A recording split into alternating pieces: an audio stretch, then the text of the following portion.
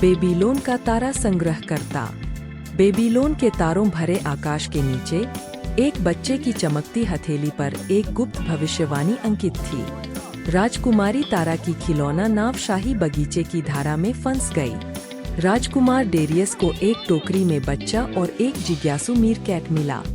बच्चे उस जादुई बालक लियो को रखने के लिए राजा को मना लेते हैं। लियो बड़ा होकर अपने नए परिवार के लिए अद्भुत और उपयोगी उपकरण बनाता है। दोनों भाई साथ मिलकर राज करने और बेबीलोन को महान बनाने का सपना देखते हैं। पुस्तकालय में एक चमकती ड्रैगन छिपकली लियो को अपना मित्र चुन लेती है।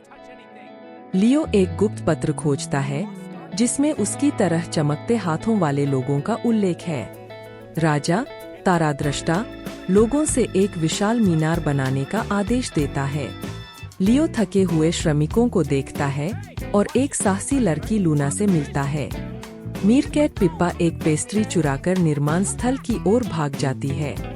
लियो पिप्पा का पीछा करते हुए लूना से मिलता है, जो चुराई हुई मिठाई बांट रही होती है। लूना लियो को प्राचीन गुफा चित्र दिखाती है, जिनमें उसी जैसे लोगों को दर्शाया गया है। एक दावत में लियो दुखी होता है कि उसका भाई श्रमिकों के कष्टों को नजरअंदाज कर रहा है।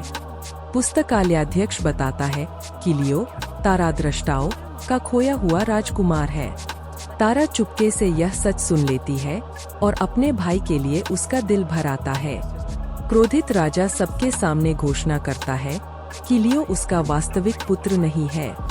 लियो को नगर से निकाल दिया जाता है, केवल उसके पशु मित्र ही उसके साथ जाते हैं। लूना लियो को ढूंढकर अपने लोगों के गुप्त शिविर में ले जाती है। लियो उनकी सरल जीवन शैली सीखता है और उनकी सहायता के लिए अपने कौशल का उपयोग करता है।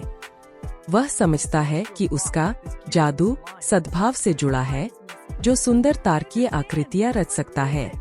तारा गुप्त रूप से लियो से मिलने आती है, उसके उपकरण लौटाती है और सदा बहन बने रहने का वचन देती है। राजकुमार डेरियस अब मीनार के खतरे को समझता है और अपने भाई को याद करता है। एक भयानक तूफान उठता है और कमजोर बनी मीनार टूटने लगती है। एक विशाल शिला बच्चों की ओर गिरती है और डेरियस उन्हें बचाने दौड़ पड़ता है। लियो एक ग्लाइडर पर आकर चतुराई से गिरती शिला की दिशा मोड़ देता है।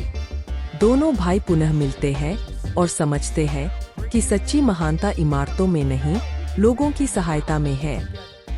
सभी हाथ मिलाकर तारों की रोशनी का जाल बनाते हैं और गिरती मीनार को थाम लेते हैं। राजा यह अद्भुत बचाव देखकर अपने कर्मों पर गहरा पश्चाताप करता है।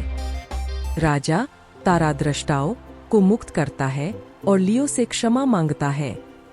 सब लोग जादू और बुद्धिमान इंजीनियरिंग से सजी आतिशबाजी के साथ उत्सव मनाते हैं। उनका नया बड़ा परिवार छत पर बैठकर तारों को निहारते हुए हंसता बातें करता है। सच्चा खजाना वह उपहार है जिसे तुम दूसरों के साथ बांटकर दुनिया को रोशन करते हो। Hey everyone, thanks for watching the video. Yeah. Don't forget to like and share with your friends and hit the bell icon. Like, subscribe, share, comment and click the bell icon.